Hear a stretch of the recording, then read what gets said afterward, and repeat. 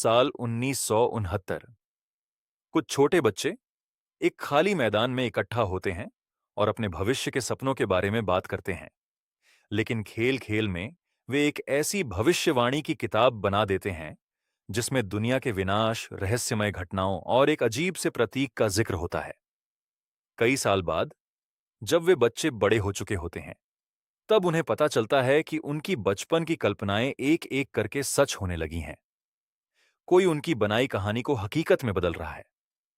कौन है वह रहस्यमय व्यक्ति जिसे सिर्फ फ्रेंड कहा जाता है? वह दुनिया को तबाह क्यों करना चाहता है? और क्या कुछ आम लोग मिलकर उसे रोक पाएंगे?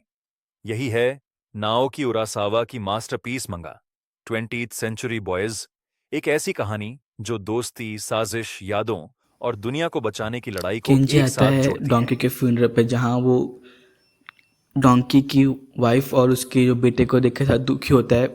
उसके बाद वो जाता है डोंकी की जो फुट होती है वहाँ पे अपना प्रे करता है कि उसकी आत्मा को शांति मिले, और अपने दोस्त के साथ घुल मिल जाता है, जहाँ कैरियन और माँ चांद करके एक आदमी होता है जो अब्रॉड में था, पर वो थोड़े रीजन के कारण आया था। वो चारों लोग बैठ जाते हैं और बातें करने लगते हैं कि आखिर डोंकी ने ऐसा कदम क्यों उठाया कि लाइक छत से कूदने का। उस वक्त कैरियन बोलता है कि छत से कूदने को मेरे को याद आया कि एक टाइम पे था, आई गेस 6th ग्रेड में, वो 2nd फ्लोर से कूदा था और अपनी कहानी शुरू करता है।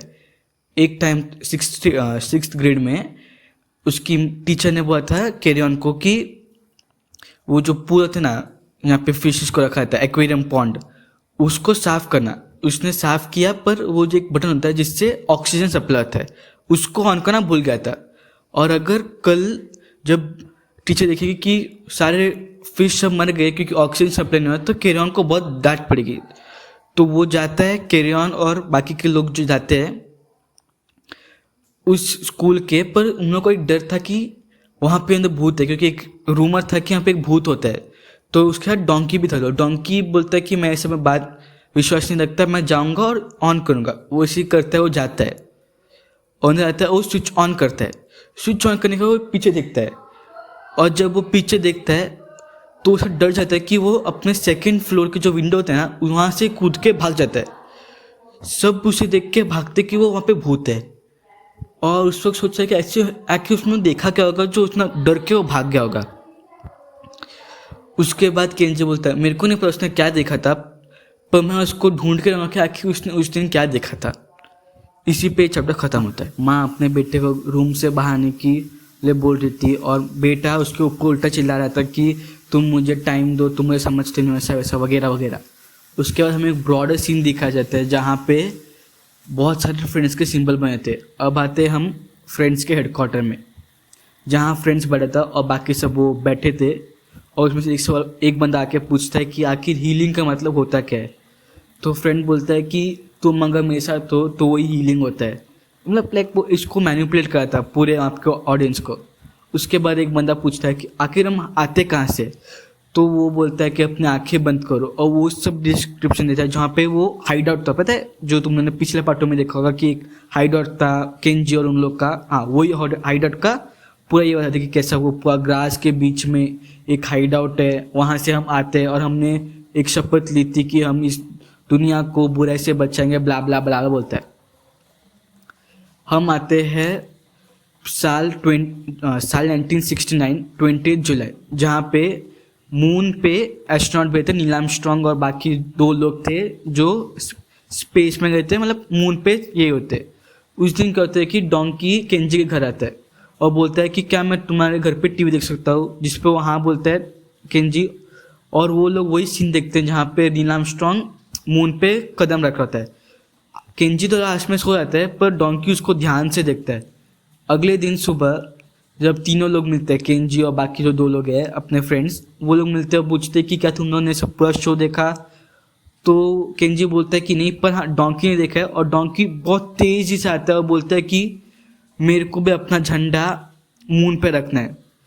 और पीछे से एक बंदा बोलता है कि मेरे को नील आर्मस्ट्रॉन्ग और जो दूसरा था उस पर मेरे को बहुत खुशी है, पर मेरे को एक हिस्सा के बारे में दुख हुआ, और वो था कॉलिंस। फिर हमें सीन पीछे दिखाया जाता है जहाँ पे अपना जो फ्रेंड है वो भी बोल रहा था कि मेरे को ऐसा लगता है कि मैं कॉलिंस हूँ, और उन्होंने लगता है, जिसको देख के सब दुखी हो जाते हैं। क्या ये दोनों सेम है? पता नहीं, देखते आगे देखते हैं। और उसके बाद आते हैं हम अभी साल 1997, जहाँ पे केंजी डोंकी की वाइफ के साथ बातचीत कर रहे थे कि क्या आपको कुछ पता है ये सिंबल क्या है, वगैरह वगैरह। पर हाँ, और क्या वो कोई लाइक कुछ ट्रबल में था या फिर कुछ टेंशन में था, तो उसके बाद बोलते कि ऐसा तो कुछ नहीं था, पर हाँ वो एक चीज़ पे थोड़ा सा लाइक विचार कर रहा था कि एक बंदा था, एक जिसका एक स्टूडेंट था जिसके पास बहुत पोटेंशियल था, पर वो कोई एक फ्रेंड कल्ट में हिस्सा लेके वो अपना लाइफ बर्बाद करता, जिसके कारण से वो थोड़ा टेंशन या फिर थोड़ा सा बेचैन था। और इसी के साथ ये चैप्टर खत्म होता तो है। दोस्तों, यह थी 20वीं सेंचुरी बॉयज की कहानी। अगर आपको यह वीडियो पसंद आया हो तो वीडियो को लाइक करना न भूलें।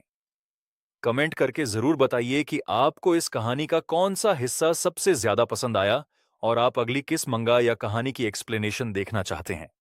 इस वीडियो को अपने दोस्तों के साथ शेयर करें ताकि वे भी इस शानदार कहानी के बारे में जान सकें। और ऐसी ही बेहतरीन मंगा, एनीमे और कहानी की एक्सप्लेनेशन वीडियो देखने के लिए चैनल को सब्सक्राइब करें और बेल आइकन को दबाना ना भूलें। मिलते हैं अगली वीडियो में। तब तक के लिए धन्यवाद।